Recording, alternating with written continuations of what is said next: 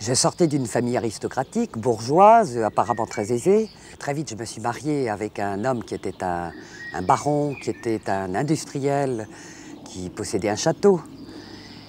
Et je faisais partie, je pense, par rapport aux jeunes, quand on est plein de rêves, de quelqu'un qui avait tout réussi avant même d'avoir commencé. En fait, je dirais derrière ce paravent, il y avait des choses qui n'étaient pas tout à fait aussi claires, c'est-à-dire que mon enfance, moi, s'était déroulée, je dirais, dans les brisements, puisque d'abord, je n'avais jamais connu mon père, ma mère l'avait mis à la porte de notre foyer quand j'avais 2 ans, et je ne l'avais jamais connu. Je l'ai rencontré pour la première fois alors que j'avais 19 ans. Je l'ai retrouvé, après une enquête, je l'ai retrouvé, il était dans le fin fond du Sahara, et c'était lui-même un homme brisé. Jamais je n'ai connu ce que c'est que de s'asseoir tout simplement sur les genoux d'un père, sur les genoux d'une mère, de pouvoir parler de ses problèmes. Ma mère tout était pour la façade aussi, pour le qu'en dira-t-on extérieur. Et nous les enfants, moi j'avais un frère, une sœur, au fond on était très malheureux. Et on avait toujours l'impression que les autres ne pouvaient pas savoir ce qui se passait à l'intérieur de chez nous. Donc on portait déjà des masques. En fait, dans mon cœur, c'était la rébellion qui bouillonnait. Mais une rébellion très profonde contre ma mère et contre mon beau-père qui n'avait aucune autorité, qui fuyait beaucoup la maison. Et j'avais vraiment déjà, à cet âge-là, une grande impression de solitude. Et j'ai commencé à haïr ma mère à partir de l'âge de 15 ans. Et à me révolter profondément contre elle. Et je n'avais qu'un désir, c'était claquer la porte et m'en aller. Ce que j'ai fait à l'âge de 19 ans. À l'âge de 19 ans, le lendemain même de mon bac, je suis parti, j'ai pris mes valises et je suis parti à l'aventure. Je suis parti à l'aventure, mais avec une seule obsession. Prouver que j'existais. Prouver que j'existais, ça voulait dire réussir. Réussir dans tous les domaines par moi-même, c'est-à-dire dans le domaine social, dans le domaine affectif, dans le domaine professionnel, et je rêvais de gloire, en plus. C'est-à-dire que je rêvais de tout ce dont on rêve normalement à 20 ans et qu'on obtient quelquefois au prix de rudes efforts tout le long de sa vie, et que j'allais trouver très rapidement, quelques années après, à travers mariage. J'avais épousé un baron qui était député, qui avait 20 ans de plus que moi, qui avait derrière lui certes une grande réussite professionnelle, qui avait été un résistant de la première heure, mais qui aussi avait été dans beaucoup d'échecs affectifs.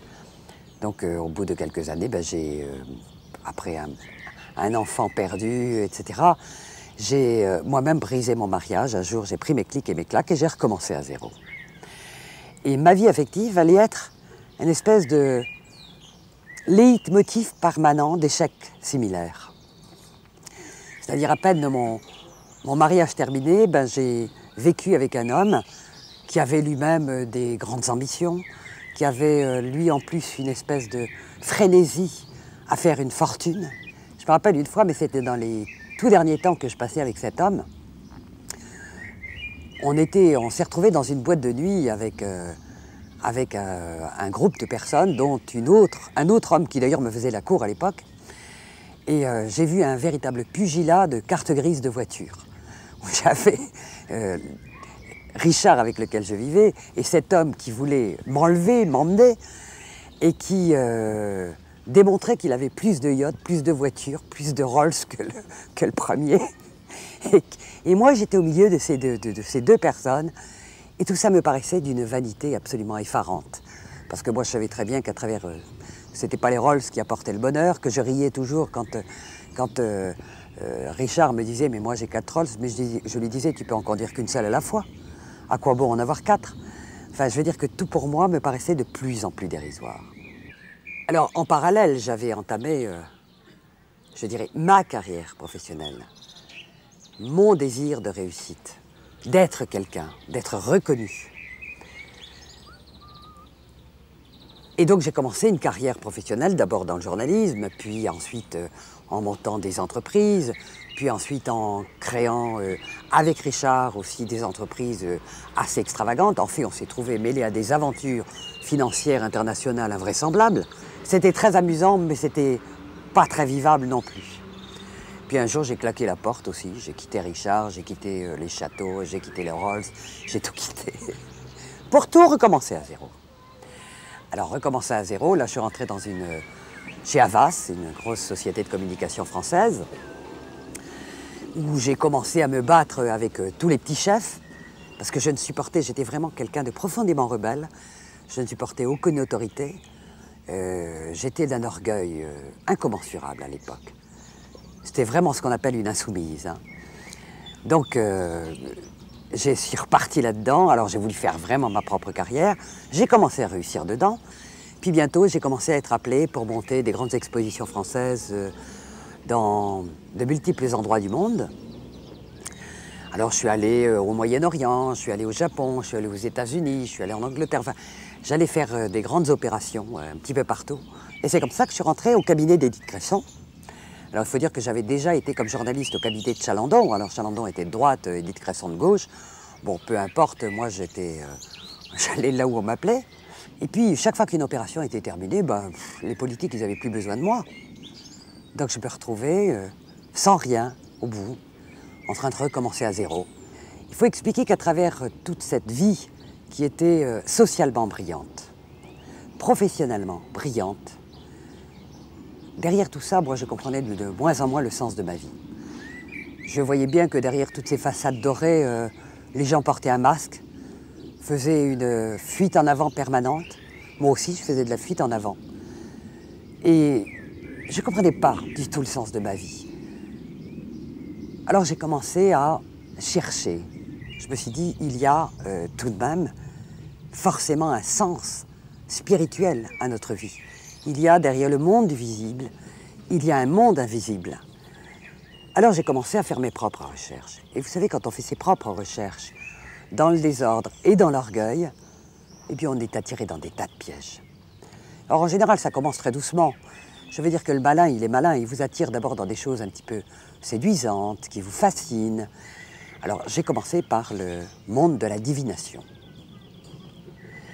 C'est-à-dire que un jour, j'ai une amie qui m'a dit « Tu sais, je suis médium.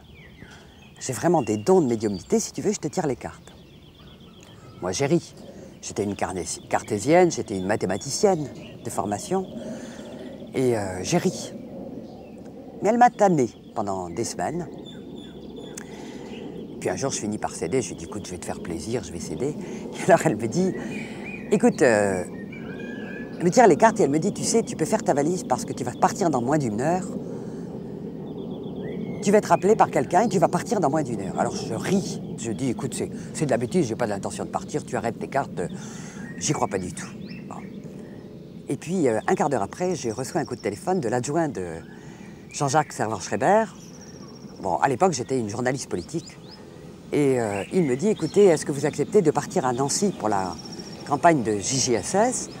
Et il me dit toutes les conditions que l'on m'offrait, non seulement les conditions financières, mais des conditions techniques comme tous les journalistes en rêvent. Je veux dire, comme je n'en avais jamais eu dans mon métier de journaliste. Alors, je dis oui, bien sûr, j'accepte. Il me dit, on a bien pensé que vous accepteriez parce que vous avez déjà une place réservée dans un train et il est dans une heure. Alors je repose le téléphone, je commence à faire ma valise, puis je dis, mais valise, mais qui m'a parlé de valise? Puis tout d'un coup, je m'en souviens. Et je me retourne vers mon ami en disant, mais c'est pas vrai, ça n'existe pas, c'est un hasard. Et je lui dis, continue tes cartes. Ou elle me dit, tu pars, mais tu vas revenir d'une manière tout à fait prématurée. Alors je pars. Et puis comme j'étais rebelle, comme j'étais pas d'accord avec tout ce qu'il voulait me faire, eh bien au bout de 3 jours, je suis revenu au lieu de rester 3 semaines. Puis quand je suis revenu, j'étais très interpellé. Je me suis dit, mais est-ce que vraiment il y a un domaine de l'invisible où on peut connaître l'avenir des gens? Mais si on connaît ça, mais c'est quelle arme, quel pouvoir, enfin c'est quelque chose d'extraordinaire. Alors j'ai commencé à faire le tour des voyantes. Et je me suis... c'est là que j'ai découvert que la plupart des gens consultaient des voyantes. J'étais dans un milieu politique, je m'apercevais que tous les politiques, ils consultaient des voyantes, des astrologues, qu'ils avaient tous des adresses dans la poche, et j'ai commencé à faire le tour. Alors il y avait beaucoup de charlatans au milieu de tout ça. Mais il y avait des gens qui avaient vraiment des dons de médium. Mais véritablement des dons de médium qui étaient capables de vous dire des choses de votre passé, des choses de votre présent, et qui vous disait aussi des choses de votre avenir, dont certaines arrivaient. D'autres n'arrivaient pas, mais certaines arrivaient. Alors j'ai commencé à étudier l'astrologie. Pendant 15 ans d'affilée, au rythme de presque de 5 heures par jour. Et puis petit à petit, c'est mon propre don de médiumnité qui s'est développé. Et j'ai commencé à faire des prédictions. J'ai commencé à faire des prédictions d'une justesse extraordinaire. Ainsi, j'ai prédit à un député qu'il allait avoir un changement de vie extraordinaire dans les 8 jours. 8 jours plus tard, il était mort. J'ai prédit à un ami qu'il allait être ruiné à une date précise. À la date précise, il a appris qu'il était totalement ruiné. J'ai prédit à un ami qu'il allait être assassiné, qu'il avait un grand risque d'être assassiné par une femme, dans les 2 ans. Et bien, au bout de 2 ans, il a été assassiné par sa femme. J'ai compris, maintenant je sais, qu'en réalité, c'était une malédiction que je prononçais et que je les ai liés par cette malédiction. Et ça, je le sais aujourd'hui. Il faut expliquer qu'en parallèle, plus je rentrais dans toutes ces sciences occultes, plus ma vie prenait un tournant bizarre. Mais je ne faisais pas du tout le lien entre toutes ces sciences occultes auxquelles je touchais, parce que il faut dire que non seulement je touchais à toutes les sciences divinatoires, mais ne trouvant pas la réponse à tous mes problèmes, au sens de ma vie sur Terre, à mon angoisse, j'ai commencé à toucher à l'ésotérisme, j'ai commencé à toucher au New Age, j'ai commencé à toucher au spiritisme, et même à m'enfoncer très loin dans tout ça. Et ma vie devenait une véritable débâcle. Je veux dire que socialement et professionnellement, je pouvais encore leurrer les gens. Mais moi, j'étais de plus en plus dans une solitude terrible. Mais une solitude à couper au couteau, qui était, je dirais, peuplée de débauches, peuplée de dépression nerveuse, peuplée de détresse épouvantable, à tel point que j'ai commencé à faire des tentatives de suicide très graves. Certaines, on m'en a sorti après des heures de coma. Et je dirais que ma vie était une débâcle épouvantable.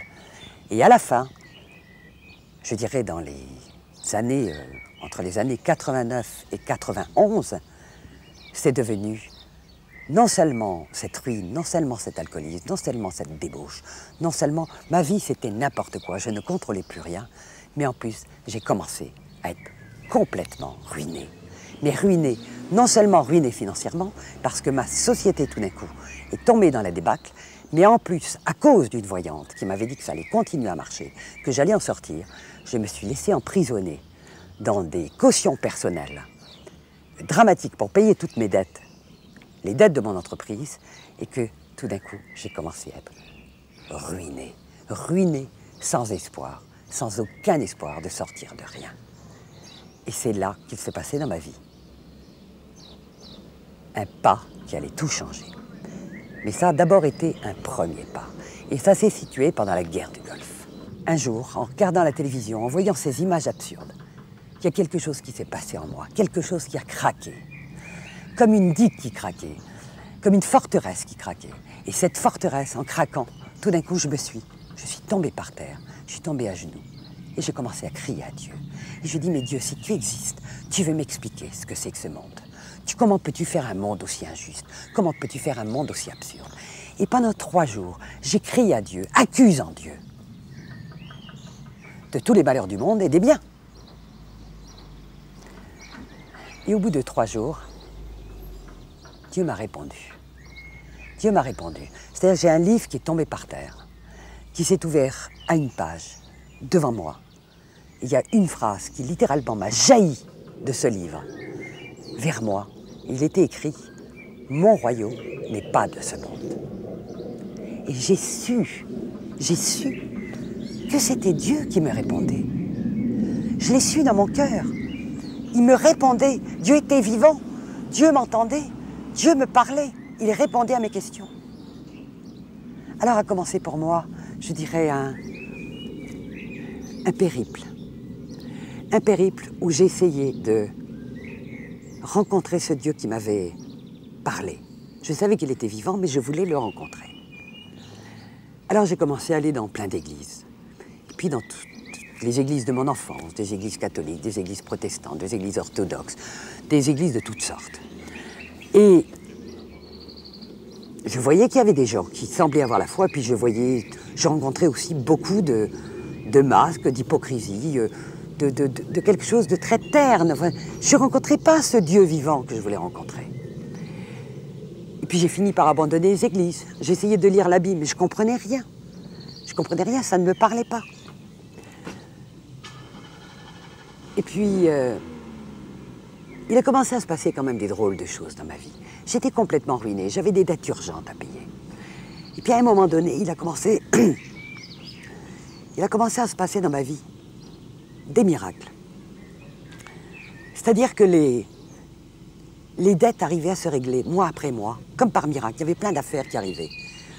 Et je n'osais pas parler de miracles dans ma vie. Je ne savais pas très bien ce que c'était. Ni que la toute-puissance de Dieu, ni la présence de Dieu, ni le fait qu'il pouvait, dans les choses quotidiennes de tous les jours, agir. Je ne savais pas tout ça. Donc je croyais à un heureux hasard. Mais toujours est-il que les miracles arrivaient les uns après les autres. Et à un moment donné, j'ai commencé à me rendre compte que ça ne pouvait pas être du hasard, que c'était trop extraordinaire. D'autant que c'était chaque fois la somme qu'il me fallait. La somme qu'il me fallait.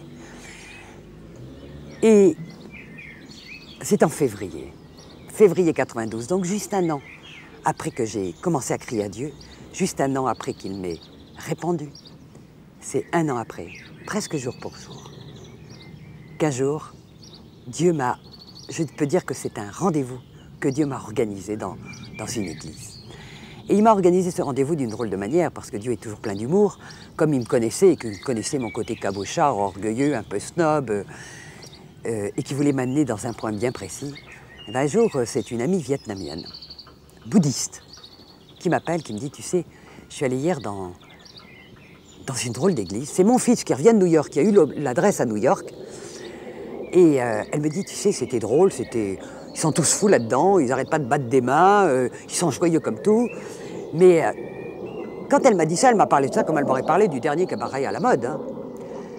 Mais quand elle m'a parlé de ça, il y a mon cœur qui s'est mis à battre, à battre, à battre.